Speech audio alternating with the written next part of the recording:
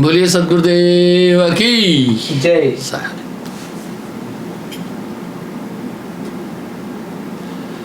साहब एक शब्द कह रहे हैं, बची हो एक उपाय।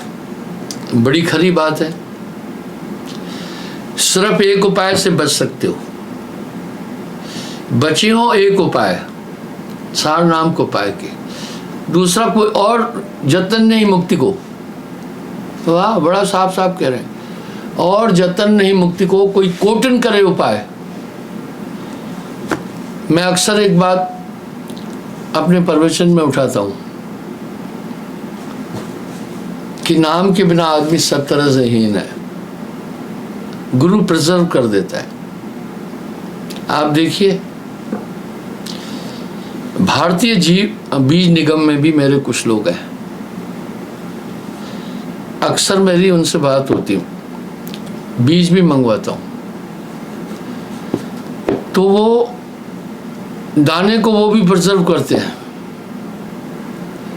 जब दाना प्रिजर्व होता है तो काफी कीट है जमीन के अंदर, 27 लाख किस्म के कीड़े फितंगे हैं, कोई कीड़ा नहीं लगता है।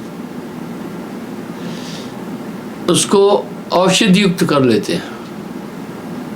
वाह, क्या बात है। आपने अभी कोविड-19 में देखा, पहले काफी लोगों की मौत हुई। न तो मैं किसी कंपनी का प्रचारक हूं, न तो मैं किसी राजनीतिक पंथ पार्टी का प्रवक्ता हूं। नहीं, मेरा रास्ता अलग है। कबरा खड़ा बाजार में, सबकी मांगे खैर, ना काऊ से दोस्ती, ना काऊ से बैर। मेरे पास सब लोग आते हैं, मैं वेलकम करता हूँ। 3 लोग हैं ना, इनका पेशा बड़ा अटपटा होता है। पहला बनिया दुकानदार, वो किसी को नहीं कह सकता है मेरी दुकान पर मत आना। भाई तू सामान बेच रहा है, मैं ग्राहक होकर आया, तुम चाहे मेरे मित्र हो शत्रु हो, ये मैटर नहीं करता है, तुम मुझे रोक नहीं सकते। आपने सुना होगा, डोनाल्ड ट्रंप ने एक आदमी को अपने मोबाइल पर ब्लॉक कर दिया था। कोर्ट में वो पहुंचा, कोर्ट ने कहा you can't block to anyone. ठीक है, इस तरह बनिया किसी को नहीं कह सकता है मेरी दुकान पर आओ। दूसरा वेश्या, वो नगर नायिका है, उसका पेशा ऐसा है, वो मना नहीं कर सकती किसी। उनका अपना दाम बंधा हुआ है, बस वो ये नहीं कह सकती है, वो नगर नायिका है। इस तरह एक महात्मा, वो नहीं कह सकता है बुरा आदमी है तू मेरे पास नहीं आना। सीधी बात है भाई, बुरे चंगे आप आते हैं वहां अपने कल्याण के लिए आते हैं, तो तरह तरह के लोग आते हैं, उनके साथ में वार्तालाप भी करना पड़ जाता है। अजीब अजीब किस्म के आते हैं, बड़े अजीब व गरीब सवाल भी करते हैं। मैं एक उदाहरण देता हूं, कहीं कहीं वो उत्तेजित भी करने की कोशिश करते हैं। एक आदमी आया मेरे पास, मुझसे कहा आपने शादी क्यों नहीं की। प्रश्नकर्ता कुछ कारणों से प्रश्न करते हैं, कुछ परीक्षा लेने के लिए प्रश्न करते हैं, कुछ सवाल अहंकार युक्त होते हैं, कुछ अज्ञान से प्रश्न करते हैं, उनको पता नहीं है, कुछ में जिज्ञासा है, पुष्टि के लिए भी प्रश्न करते हैं। तो उसने मुझे प्रश्न किया, आपने शादी क्यों नहीं की। मैं बड़े सहज भाव से उसको बताया कि भाई हमारे धर्मशास्त्रों में भी उल्लेख है, हे मानव, मानव तन दुर्लभ है, ये जल्दी नहीं प्राप्त होता है। इसका लक्ष्य है प्रभु की प्राप्ति, आत्मा का कल्याण। भय, आहार, मैथुन, निद्रा, 4 चीजें। सब प्राणियों के साथ है, खाते सभी है, सोते सभी है। मैथुन सृष्टि है, मक्खी है तो मक्खा है, गाय है तो बैल है, चींटी है तो चीटा है। मैथुन सबको, ये सृष्टि, इसको मैथुन सृष्टि कहते हैं। और सोते सभी है, और भय सबको है। हर शरीरधारी को भय है, भय है सबको। तो भय आहार, मैथुन निद्रा समान रूप से सभी जीवों में है। ये जीवन मिला है, ये शास्त्रानुसार बात कर रहा हूं, मोक्ष की प्राप्ति के लिए। हे मानव, तुमसे हो सके तो ब्याह नहीं करना, क्योंकि जब ब्याह करोगे तो तुम पर बोझ हो जाएगा। एक आदमी खाली दौड़ रहा है और एक आदमी अपने सर पर वजन उठाकर दौड़ रहा है, तो दोनों में अंतर होगा। यही बात गोस्वामी जी भी तो रामायण में कहे, हम कहें तो लोग बवाल खड़ा कर देते हैं, एक इशू ढूंढते हैं कि साहेबंदी वाला यूं कह रहा है। ब्याह नहीं, ये व्याधि है। सको तो जाए बचाए, पैरों बेड़ी पड़त है, ढोल बजाए बजाए। मेरे पास एक आदमी आया, बोला गऊ को माता कहते हैं। मैं कहा बिल्कुल। जाका पीजिए दूध, ताको कहिए माए। जिसका दूध पिया वो मां होती है।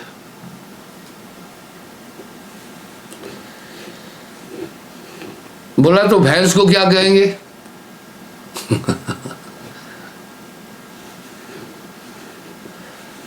अब वो तर्क कर रहा था मुझसे कि भाई फिर भैंस को क्या बोलेंगे? गऊ परमार्थी है। साहब ने गऊ के परमार्थ के लिए अपनी वाणी में भी बोला।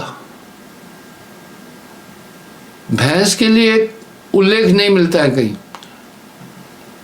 वजह, ये भैंस एक जंगली जानवर है।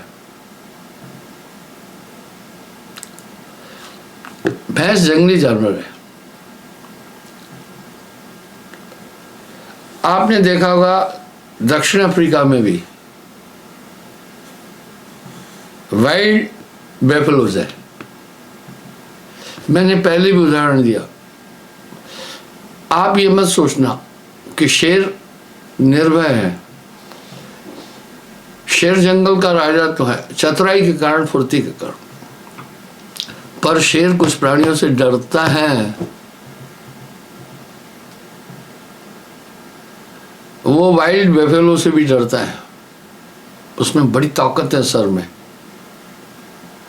मिट्टी में डाल देगा वो शेर को।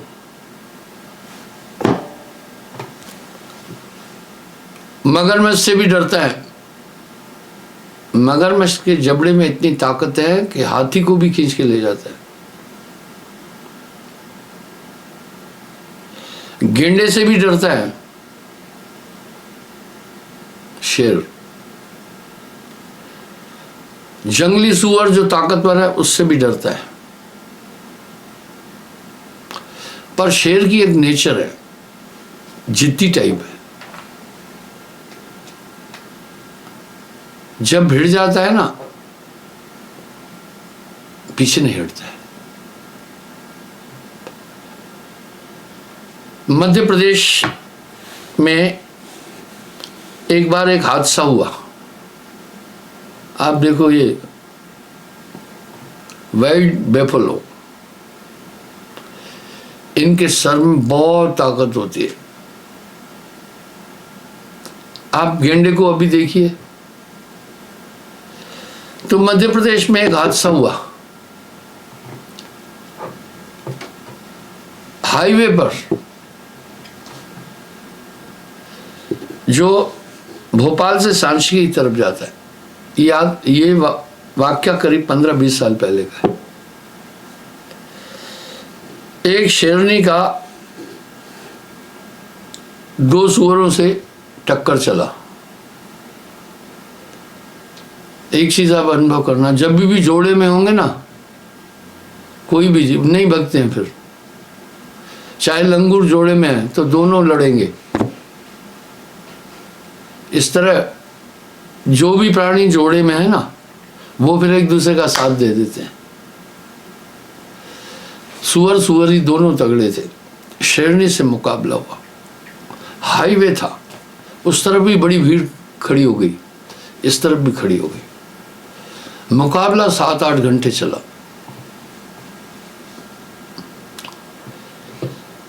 उस मुकाबले में शेरनी ने दोनों सुअरों को मार दिया, बाद में खुद भी मर गई। अब ये सवाल उठा, बाद में खुद भी मर गई, उसने इतनी ओवर ताकत लगाई, क्या था? उसके पेट में बच्चे थे। यानी शेर एक जिद्दी जानवर है। तो शेर जंगल का राजा तो है, लेकिन कुछ जीवों से वो भिड़ने में डरता है।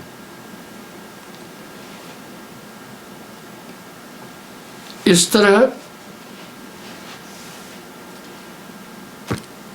ये गेंडे से भी नहीं भिड़ना चाहता है, बेफलों से भी नहीं भिड़ना चाहता है, पर चतुराई है इसके अंदर, चालाक खूब है शेर। हाथी में शेर से 7 गुना ज्यादा ताकत है, लेकिन उसको भी पछाड़ देता है अपनी चालाकी से। बंधुओं, मैं आपसे बात कर रहा था प्रश्न करता हूं क्यों पर। तो हमारे वेदों में एक श्लोक है, उसके अनुसार भय, आहार, मैथुन, निद्रा सभी प्राणियों को है। कोई नहीं कह सकता मुझे भय नहीं है। शेर को भी भय है, सबको भय है। सब खाते हैं, सब सोते हैं, चाहे चमगादुर की तरह उल्टा सोए पर सोते हैं। मैथुन सब करते हैं।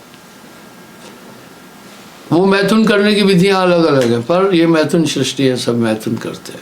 इसलिए तुम्हें भय, आहार, मैथुन, निद्रा हर योनि में मिला। जो इंद्राणी के साथ इंद्रासन पर विषय भोग का आनंद प्राप्त करता है, वही शुक्राणी के साथ कीचड़ में करता है। इसलिए है मानव, तुम विषयों की तरफ न जा करके ब्रह्म का चिंतन करके परमात्मा की प्राप्ति कर। अगर लड़के बच्चे हो जाएंगे तो तुम उसमें उलझ जाओगे। ऐसा व्याख्या है हमारे वेदों की। अगर तुम ऐसा नहीं कर पा रहे हो, अपने पर नियंत्रण नहीं रख पा रहे हो, तो फिर जीवन को 4 भागों में बांट दिया। बाल्यावस्था 25 साल तक, ग्रस्त 25 से 50 साल, वानप्रस्थ 50 से 75, फिर सन्यास। ये क्यों? 25 साल तक सेक्स नहीं करना है बोलते हैं, शादी नहीं करना। 25 साल तक शरीर का विकास होता है, और वीर जी हमारी अस्थियों का पोषक है। जब बीज का विकलन हो जाएगा तो वो फिर बढ़ेगा नहीं, और इसका मस्तिष्क पर पूरा असर पड़ेगा। इसलिए अध्ययन भी आमतौर पर ब्रह्मचर्य में होता है। 25 के बाद 50 तक बोला गृहस्थ आश्रम में चलो, तुमसे नियंत्रण नहीं हो पा रहा है तो देख लो नर नारी का योग क्या है, गृहस्थ आश्रम क्या है। 50 के बाद वानप्रस्थ हो जाना। वजह बहुत अच्छी दिशाएं दी हमारे धर्मशास्त्रों ने। इंसान अगर उनका ठीक से अध्ययन करे तो लाभान्वित हो सकता है। 50 वर्ष की अवस्था तक पहुंचते ही स्त्री रजो निवृत्त हो जाती है, यानी मासिक बंद हो जाता है, उसका नारीत्व खत्म हो जाता है, और पुरुष का इम्यून सिस्टम वीक हो जाता है। हमारे बॉडी में जो पार्ट्स हैं वो सब मांस और रुद्र के बने हैं, उनमें एक्यूरेसी नहीं है। इसलिए इसका पालन सभी जीव करते हैं। कुतिया मांझ हो गई, कभी कुत्ता उसके पास नहीं जाता है। पहले उसके गर्भद्वार को सूंघता है कि इसमें प्रजनन की अभी ताकत है या नहीं, हट जाता है। क्या बात है! अगर गाय वृद्धा हो गई, जैसे हमारी माताओं बहनों को मासिक स्राव होता है बाहर, पशुओं को भी होता है, पर वो अंदर होता है उनके। तो वो पहले सूंघते हैं गर्भ द्वार को, उससे जान जाते हैं। जब वो ये जान जाते हैं, ये प्रकृति का नियम है। अभी भी पशु लोग प्रकृति के नियम पर चलते हैं, मनुष्य सिर्फ है जो उल्लंघन करता है। तब उसके पास जाएंगे नहीं, कभी नहीं जाएंगे। इस तरह नारी रजो निवृत्त होती है। पुरुष के अंदर इतना खून नहीं बन पाता है जिससे बीज अधिक बने, तो हड्डियों के पोषण के लिए जो बीज की मात्रा होती है वो कम होती जाएगी। आपको अस्थि रोग हो सकता है, टीबी हो सकती है, कई और बीमारियां हो सकती हैं। इसलिए वानप्रस्थ बाकी को भी कहा 75 साल तक, 50 से 75। वानप्रस्थ होने का मतलब है तुम्हारा अभी बेटा युवा हो गया, उसका ब्याह कर दो, घर की देखभाल करेगा, और 25 साल तक घर में रह करके ये प्रयास करो त्याग का।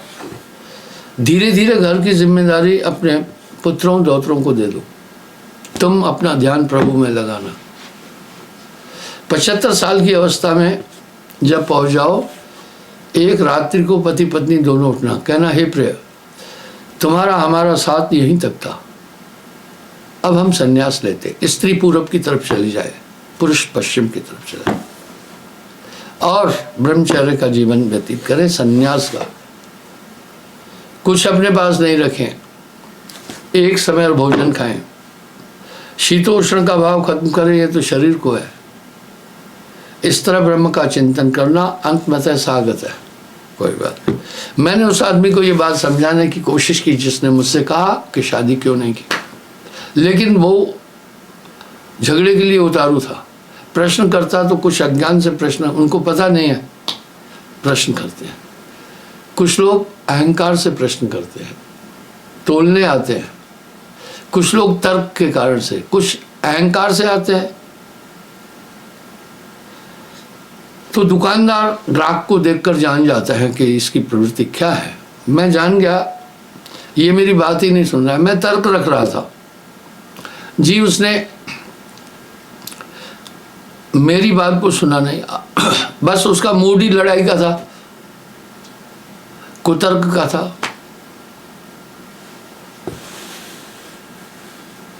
फिर उसने मुझे कहा ब्रह्मा जी ने शादी की। मैंने कहा हाँ, सावित्री उनकी अर्धांगिनी है।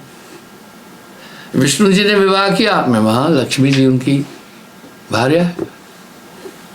शिव जी ने विवाह किया। मैं कहा पार्वती जी उसकी संगनी है। तुमने क्यों नहीं ब्याह किया? मैं कहा ये आदमी शठ है। मैंने कहा भाई उनकी इच्छा हुई शादी करने की, पिंडा छुड़ाना था ना मैंने, मेरी इच्छा नहीं हुई। क्यों नहीं हुई इच्छा? बोलो भैया। अब वो क्या कह रहा है, क्यों नहीं हुई इच्छा? मैं बोला तुम बैरिस्टर नहीं लगे हो, इच्छा अपनी अपनी होती है, अपना काम करो जाओ। तो इस तरह से बड़े अधसिर्रे उनको कहते हैं जो आधा पागल है, आते हैं। पूरा पागल तो मस्त है, वो किसी को कुछ तकलीफ नहीं देता है, बिल्कुल नहीं देता है। पूरा पागल आप बहुत कम लोग देखे होंगे। मुझे अपने जीवन में पूरे पागल 2 दर्शन हुए। मेरे पास पागल काफी आते। कुछ मेरे लोगों ने भी ऐसा प्रचार किया कि पागलों को साहब ठीक कर देता है। मैंने ऐसा कभी नहीं बोला। मैं तो कहता हूँ मैं कोई झाड़ा फूकी तो कर नहीं रहा हूँ। कहता हूँ मेरे पास प्रभु का नाम है, सकल रोग की औखद नाम। मैंने अपने जीवन में 2 पागल देखे बस। बाकी जितने पागल देखे वो दूसरे को पागल करने वाले पागल थे। जो आधा पागल है वो बर्बाद कर देगा पूरे घर को। जो पूरा पागल है वो निर्द्वंद, वो बेहंगम है। जब कोई मेरे पास डिस्टर्ब आता है तो मैं उससे कुछ प्रश्न पूछता हूँ। मैं ये जानने की कोशिश करता हूँ कि इसके दिमाग के कौन कौन से अंग काम नहीं कर रहे। तो मैं देखता हूँ इसकी मेमोरी काम कर रही है कि नहीं, इसका दिमाग काम कर रहा है कि नहीं, इसका ये एक्टिव है कि नहीं। उसके कपड़े देखता हूँ, उसके शरीर को देखता हूँ। हमारे मस्तिष्क के 4 भाग हैं, चारों की मैं टेस्ट लेता हूँ, टेस्ट बड़े अच्छे तरीके से लेता हूँ। उसमें मैं ये जानने की कोशिश करता हूँ क्या इसके चित्त में विकृति है, क्या इसकी बुद्धि में सोचने की ताकत कम है,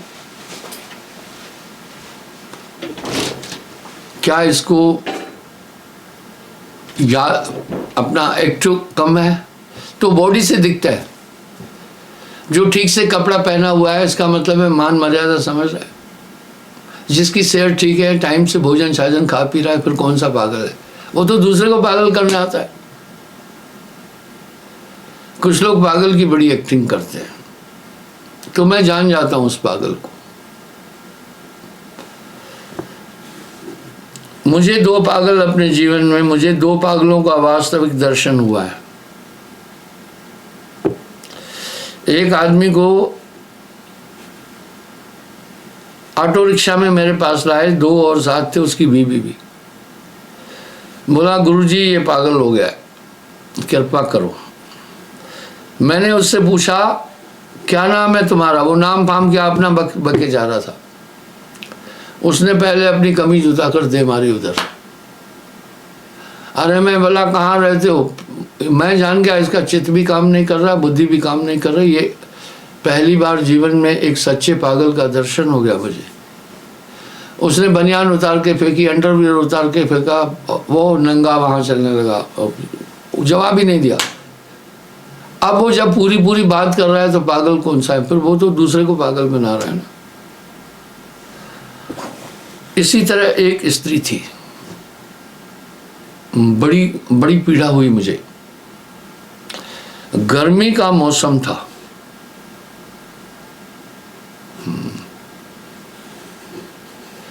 कंप्लीट न्यूड,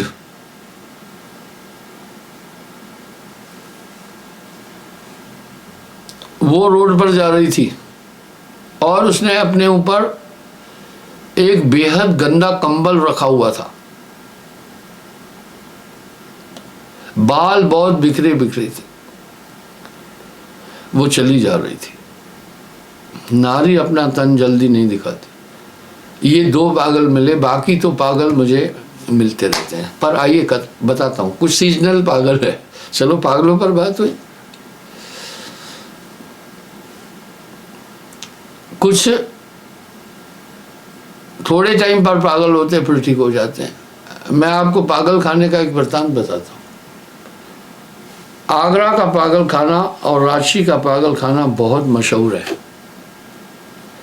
एक पागल कुएं में गिर गया, उसका ब्रेन पर कंट्रोल नहीं होता है। दूसरे पागल ने फौरन उठ करके जंप लगा करके उसको बचा दिया। तैरना जानता था। हॉस्पिटल के इंचार्ज के पास वृत्तांत पहुंचा कि सोहन नाम के पागल ने कुएं में छलांग लगाई, डूब रहा था। मोहन नाम के पागल ने उसको बचा दिया। डॉक्टर इंचार्ज बड़ा खुश हुआ। उसने कहा भाई मोहन को बुलाओ जिसने सोहन को बचाया। ले आए। डॉक्टर साहब ने पूछा भाई तुमने सोहन को बचाया, कुएं में डूब गया और तुम छलांग लगाकर उसको बचाने गए। सोहन ने कहा एक इंसानी कर्तव्य भी होता है। जो पागल था दूसरा बोला वो डूब रहा था, उसको तैरना नहीं आता था। मानवता के नाते हम सब एक दूसरे से जुड़े हैं।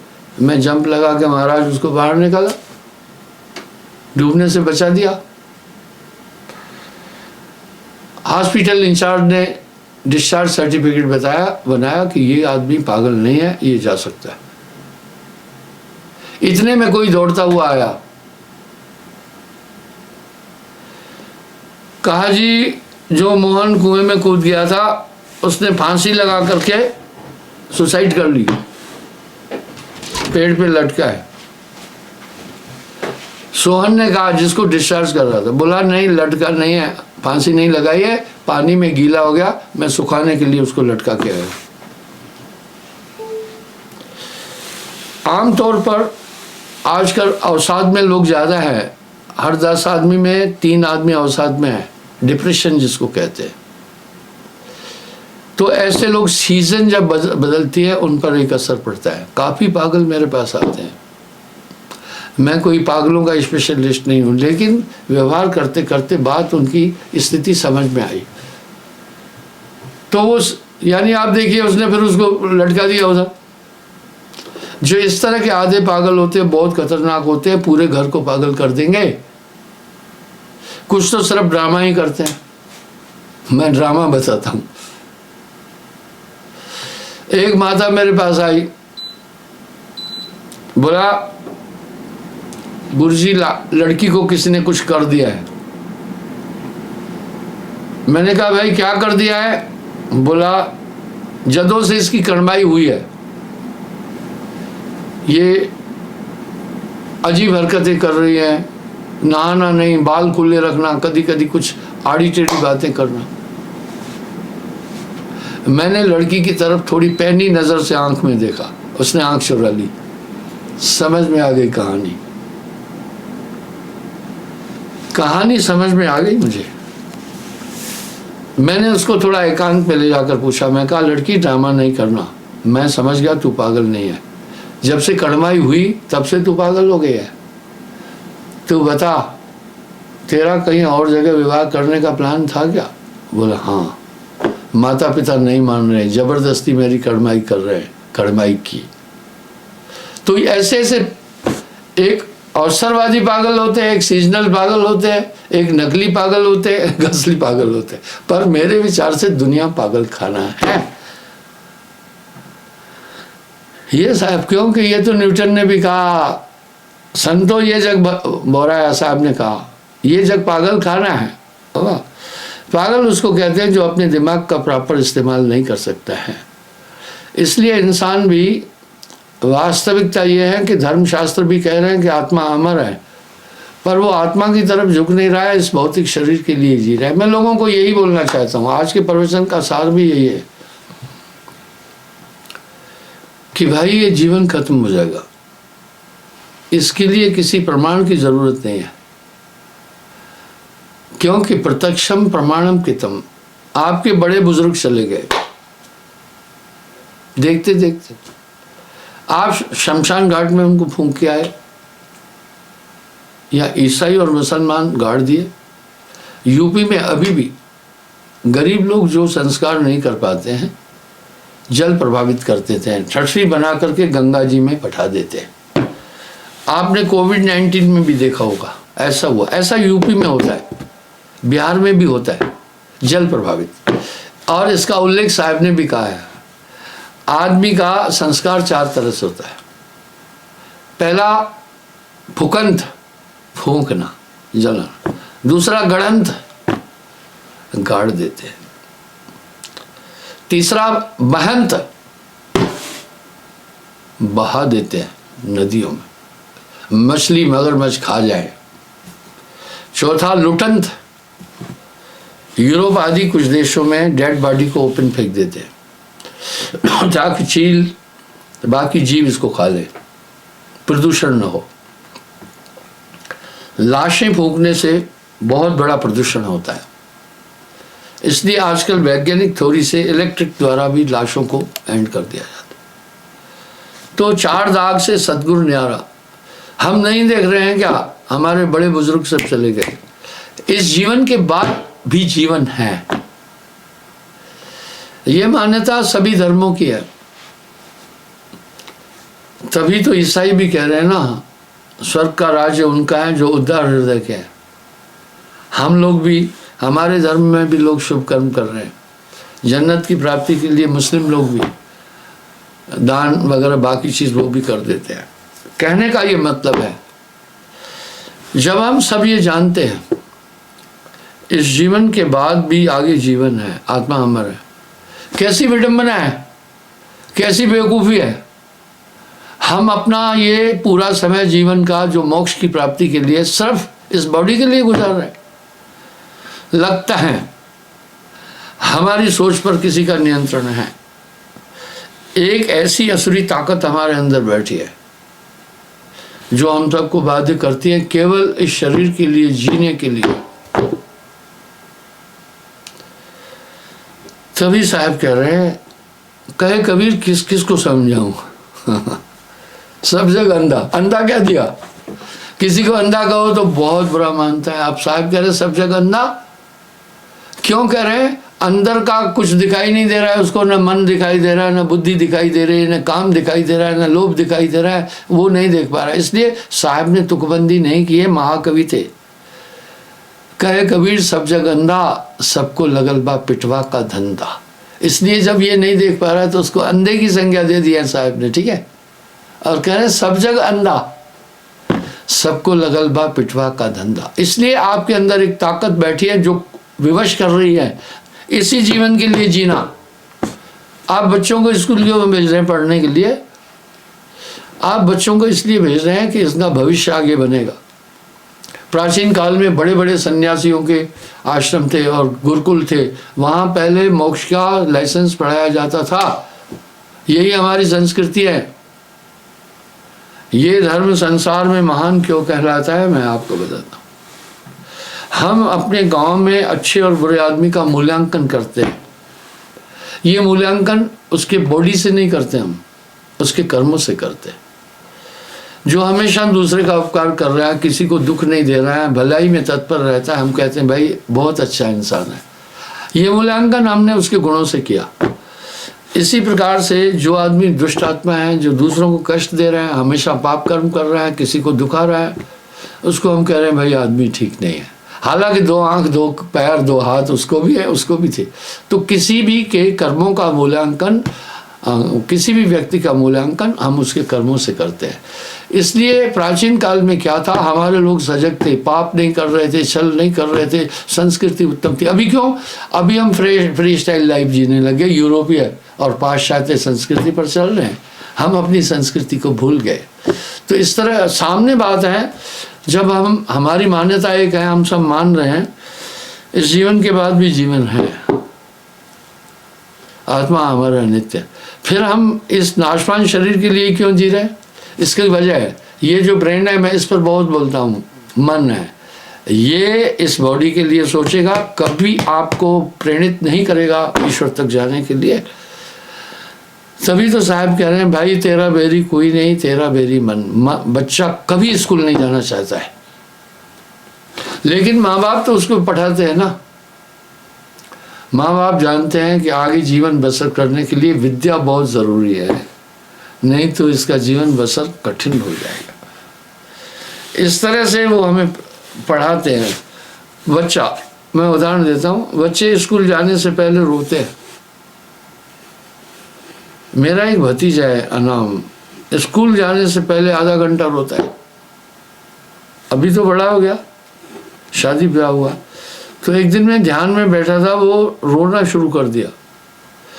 रोना शुरू किया, मुझे ध्यान में डिस्टर्ब हो रहा था उसकी साउंड से। वो यूँ रो रहा था, ऐसे रो रहा था, कभी कभी साउंड बढ़ा था, ऐसे रो रहा था। मैं सोच रहा था अभी चुप हो जाएगा, क्योंकि बरबस अनचाहे मेरा ध्यान उसके रोने की आवाज़ की तरफ जा रहा था। आखिर में मैं थोड़ा ऊब गया। वो करीब 15-20 मिनट रोया। मैं दरवाज़ा खोलकर अपनी बहू को बोला, छोटे भाई की बहू तो मेरी भी बहू हुई ना। मैंने कहा तुम्हारा पुत्र रो रहा था इतनी देर से, तुमने चुप नहीं कराई, कम से कम चुप कराना था। बोला गुरुजी ये स्कूल जाने से पहले आधा घंटा रोता है, मैं तैयार कर देती हूँ, फिर इसका लंच बॉक्स वगैरह वो मैं रेडी करती हूँ, नहलाती धुलाती कपड़े देकर रेडी करती हूँ पहले, तो ये स्कूल जाने से पहले आधा घंटा रोता है। मैं बोला छोटा सा है तो अभी नहीं जाने दो। बोला नहीं गुरुजी आजकल कम उम्र में ही स्कूल भेजते हैं, प्ले वे में। आखिर रोता क्यों है? बोला रोने की ये वजह है, यहाँ ये फ्री है। वाह, यहाँ ये फ्री है। घर ठीक था, 3-4 कमरे थे, बस वो और मियाँ बीवी और वो बच्चा और मेरी दादी माँ, मेरी माँ वहाँ रहती थी। कभी दादी की गोद में आकर लेट जाता है, कभी सोफे पर, जमीन पर खेलता है। पाबंदी नहीं है, ये पाबंदी नहीं चाहता है। स्कूल में है पाबंदी, तो ये वहाँ वो मास्टराइन तो उसको अलो नहीं करेगी। ये स्वतंत्र रहना चाहता, मन इस तरह आवारा है, ये दुनिया में घूमना चाहता है, ये प्रभु की तरफ नहीं जाना चाहेगा, इसकी ये वृत्ति है। जैसे बच्चा, अब वो स्कूल जाने के लिए आधा घंटा रो रहा है रोज, कौन सा उसको वहाँ डंडे मार रहे हैं हम, क्योंकि वो स्वतंत्रता चाहता था। इस तरह मन प्रभु की तरफ नहीं जाना चाहता है। साहब ने मन के अंक पर बहुत बोल दिया है। कितना बोल दिया भाइयों बहनों, याद रखना, मन आपको परमिट नहीं करेगा ध्यान में बैठना, इसको खींचना है। मन लोभी, मन लालची, मन चंचल, मन चोर, मन के मते न चल तू भाई, पलक पलक मन और। क्या चाहता है मन? आपको आत्मानंद तक नहीं जाने देना चाहता। ऐसा क्यों चाहता है? आप आत्मानंद तक पहुंच गए, फिर शरीर के आनंद से आप रहित हो जाएंगे। और मन चाहता है, मन बॉडी है। संतो तन खोजे मन पाया, तन ही मन है, इंद्रिया मन है। इसलिए भक्ति 2 तरह से हो सकती है, शौक से या खौफ से। शौक ये कि हम प्रभु से मिलें, हमारा अधिष्ट है। खौफ ये जीवन खत्म होने के बाद न जाने किस योनि में चले जाएंगे, क्या दुर्दशा होगी। साहब यहाँ चेतावनी के शब्दों में कह रहे हैं, चेत सवेरे बावरे, फिर पाछे पछता। तो भाइयों, मन भजन में आपको बहुत डिस्टर्ब देगा। आप बैठेंगे, अनर्गल विचार लाएगा, तब इस पर नजर रखना। मन चीने कोई बिरला भेदी, जब आप मन पर सवार हो जाएंगे, सभी सुख आपके पास आ जाएंगे, आप आत्मानंद की अनुभूति करेंगे। अगर आप और परमात्मा के बीच में कोई आवरण और रुकावट है तो आपका मन है। क्या बात है साहब की, तेरा बैरी कोई नहीं, तेरा बैरी मन। इसके कहने पर न चलना, इसको कंट्रोल करना। मन लोभी, मन लालची, वाह, मन लोभी, मन लालची, मन चंचल, मन चोर, मन के मते न चल तू भाई, पलक पलक मन और। मुझे बड़ी हैरानगी, हैरत होती है। मैंने आपको बताया था 724 करीब प्रीचर, अभी कम हो गए, बहुत कम हो गए। जब से कुछ स्कैंडल हुए ना, तो अभी कथावाचकों का, गुरुआ लोगों का मार्केट ठंडा हो गया है, क्योंकि कुछ महान भाव कुछ ऐसे कार्य करे, जेलों में बैठे। अभी कोई आदमी किसी को कहे भी हमारे पास गुरुजी के पास चलो, थोड़ा सा सत्संग सुनो, तो वो फिर उदाहरण देता है कुछ उन महान भावों का, वो क्या किया, जेल में बैठा है, फलाना क्या किया, उधर बैठा है, ये सब पाखंड है। नहीं, ऐसा नहीं है। सत्य पूरा खत्म कभी नहीं होता है। अभी भी जिन खोजा तिन पाया, गहरे पानी पैठ। तो बंधुओं, इस प्रकार से आपका मन आपको परमिट नहीं कर सकता। आप चेतें, ये जीवन दुर्लभ है। भजन बिन बावरे तूने हीरा जन्म गवाया। शरीर के तंदुरुस्त रखने के लिए आप आहार और स्वच्छता का ध्यान रखते हैं। इस तरह आत्मा तक पहुंचने के लिए एकाग्रता बहुत ज़रूरी है। Concentration is a soul and soul is a concentration. ध्यान नहीं भूलना, बैठना ही बैठना है। मन नहीं चाहेगा, जैसे वो बालक स्कूल नहीं जाना चाहता था, इस तरह आपका मन कभी ध्यान में कुछ बातें याद दिलाएगा, आपके ध्यान को ले गया, तो आप बैठे हैं और न बैठे हैं एक बात है। माला तो कर में फिरे, जीव फिरे मुखमा है, मनवा तो 10-10 फिरे, ये भी समझना है। पूरी लगन से, पूरी शिद्दत से बैठना आप सुमरण में, क्योंकि सुमरण से सुख होता है, सुमरण से दुख जाए। कहे कबीर सुमरण किए साईं मैं समाए। क्षमा चाहता हूँ, कल मैं पुनः फिर हाजिर हो जाऊँगा साहब।